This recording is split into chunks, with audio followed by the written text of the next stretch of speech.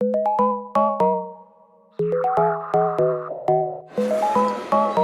I'm Daniel and I'm originally from Norway. I have some experience within finance and that's the expertise I bring to this team. Hello, my name is Lauren and I have a background in PR, organisational strategy and Asian markets, but I am from the UK. Hi, my name is Max. I'm both French and German, and I bring operations background to the team and as well as a fun interest in history. Hi, my name is Charlotte. I'm from Belgium and I bring my talent management and marketing background to this team. And our team name is Pachacuru, which comes from a combination of Pachacuti, which was one of the greatest Inca leaders, and Ru, which is the kangaroo character in Walt Disney. We like the first aspect particularly because they're conquerors and we like the idea of striving and fighting to be the best. And Ru relating to the kangaroo and our joy and fun that we bring to this team, and I'll jump ahead to us. The purpose of this video is Malaysian Airlines and their current situation. They have experienced financial instability in the past years, and with the current flight missing in March and the plane crash in Ukraine in July, the situation has worsened. They also do experience a blank crisis because of the recent situations. In the next couple of minutes, we'll walk you through our analysis and the tools we've used, and build a strategic frame to make key recommendations on what Malaysia Airlines should do now.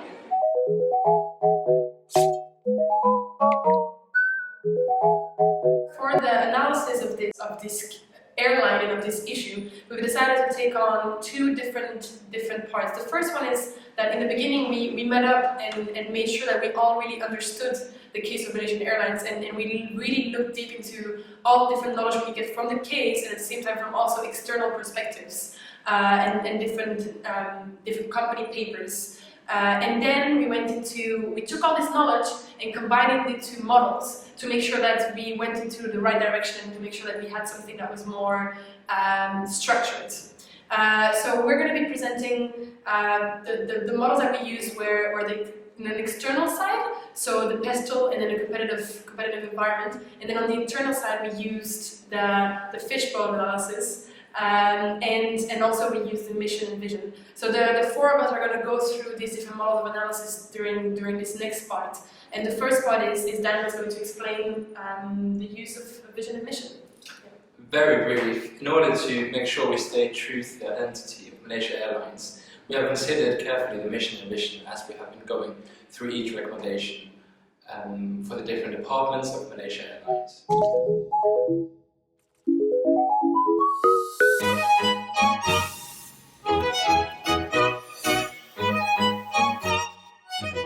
The effect of it is financial and sustainability for Malaysian Airlines.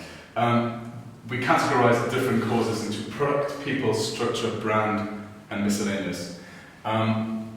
We also looked deep into the root cause of issues within the product, such as the fleet, load of planes, quality.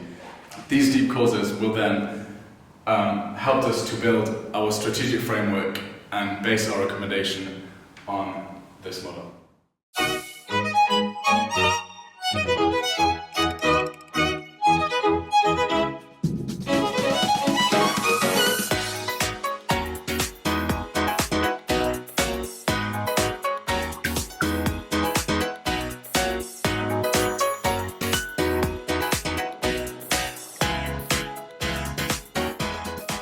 As previously mentioned, the PESTLE analysis is an external and macro-environmental tool to analyse the situation that we have. So it encompasses political, economic, sociological, technological, legal and environmental issues. In this particular case, we have discovered through the use of the analysis that the top three are the more important of all of these ones because of the fact that Malaysia Airlines, or in fact other companies can be used as political tools, and especially in this case where the company is partly owned by government.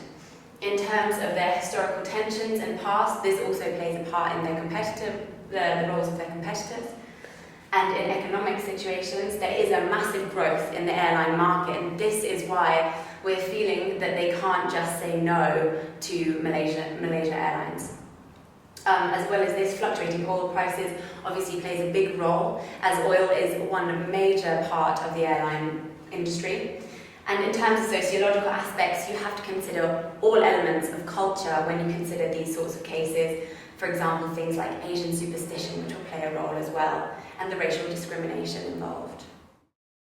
The last part of this analysis was the competitive analysis. And we didn't actually use a tool behind that. We just went through all the different competitors that Malaysian Airlines has, and then defined the big classifications. So the first one is the budget airlines, and the second one is the premium airlines. Now we defined in these ones what are the characteristics of this industry, of this market, that we need to take into account when we're creating recommendations for Malaysian Airlines for their future strategy.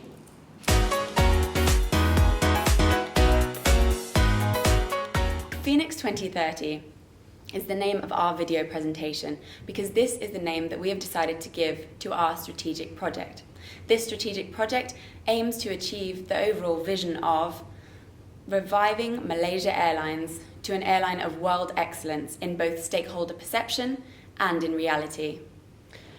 To achieve that, we're going to give recommendations based on the departments, so we can give true responsibility for people that need to ensure change. And the departments we're going to cover are HR, operations, geographical analysis, marketing, and finance. Phoenix 2030 requires an organisational shift from the absolute top to the bottom. This means for us that we believe they should replace the CEO that they have currently to a new CEO to be the hero for this business, and also to change the entire top level management structure. We also believe in the short term the company should be government owned, and then in the medium term for it to be re-enlisted onto the public market, and then to finally be owned by private shareholders in the long run. This is to avoid any issues with corruption and to stop Malaysia Airlines being used as a political tool. So I'm going to be presenting the HR recommendation that we have. So in an organization, it's really important, if you want to change the structure and the culture within the people inside. So there's 6 different recommendations that we have for the HR department in general and the people. The first one is to really negotiate with unions. As we saw in the PES analysis, unions have a very big impact in Malaysia towards the people, the rights of the employees. We then want to go into having some voluntary redundancy. This is to ensure, as we saw in the fishbone, to cut costs and also cut the inefficiencies in the organization. The third thing that we want to do is to offer training and development to employees, because we have a lot of low-skilled employees. We want to make them increase in their skills and their potential within the organization. This is in the short term, but then also in the medium term and long term, it has to continue to enable us to have innovation and to enable us to grow the organization and go towards a common direction. The fourth thing that we want to have is monetary incentives. So we want to, in the medium term, we want to shift the way the culture is to create performance-based incentives to motivate employees to work and also to get them to go into a common direction.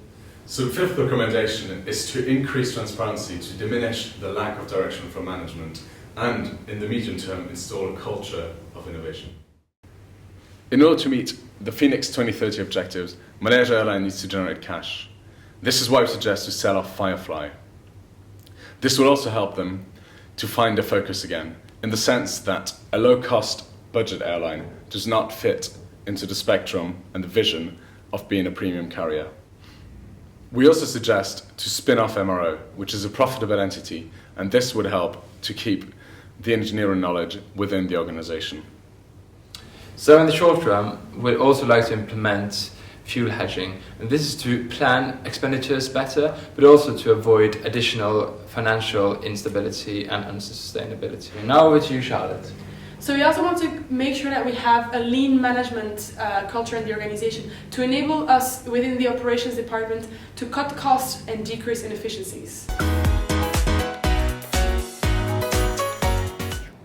As discovered in the fishbone diagram, but also highlighted in the case study, Malaysia Airlines should focus on the partners they have in the One World Alliance. This would allow them to further focus on routes to destinations in Europe and US, with excellent airlines such as Qatar Airways and Cathay Pacific. They should also focus on the domestic routes, as the load factor is only 68% on the domestic routes. This in turn, the refocus and the partnerships could further enhance the brand confidence, as people would see and recognize that excellent airlines are collaborating with Malaysia Airlines. You're welcome. Obviously, the two crashes earlier this year have made a big difference to the way that Malaysian Airlines is perceived by the public. However, they were having issues before this, and it may link to the strategic direction and lack of focus that they had in that aspect. We would like to focus, or we would like Malaysia Airlines to focus, on the transparency aspect that's from internal, and to prove that to the public, really communicate what they're doing. This is the idea related to the new CEO, of showing that they have a personality, of showing that they are one with the public, and they want to be perceived in a positive way, to show the changes that they're making through the organisation. We think they should change the logo, the colour scheme that they use, and their name should be slightly altered, but obviously maintaining the name Malaysia in there to obtain the moniker of having something related to national pride, because this is a very big strength of Malaysia Airlines. However, this then links into the transparency of making it clear that not only is this an aesthetic difference, but also a difference that is happening from within and is really down and deep within the organisational, not only structure, but also throughout every single department of the organisation itself.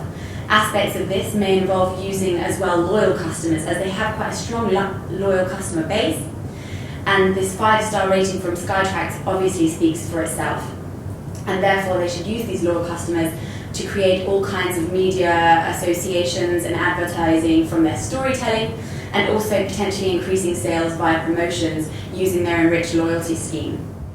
By refreshing the brand, we are aiming at overcoming the Asian superstition. Being largely government-owned may appear to be a burden to Malaysia Airlines. However, they need to seize the opportunity in that and use the impact the government can have on the tourism industry. As well as this, Asian markets are more likely to book through travel agents, so they can take advantage of these sales channels. Considering the finances, Malaysia Airlines should be immediately aiming at releasing cash, as they have incurred large losses the past 6 months. This could in the short term be done by a government loan, leasing of airplanes, or start selling off their fleet. In the longer term, they should be aiming at re-enlisting the company, as this would release a large amount of cash. Despite the losses, the Malaysia Airlines have been seeing an increase in revenue the past years, and after the first crash they only incurred a small loss. This only highlights the fact that a relentless cost focus is the key to success, and the previously mentioned strategies in combination with the reduction in oil price the past month are leading towards the necessary cost reduction. We are Pachakuru, and we would like to thank you for watching our video presentation today. We would like to remind you that our project name was Phoenix 2030, and this project had the vision of reviving Malaysia Airlines to an airline of world excellence.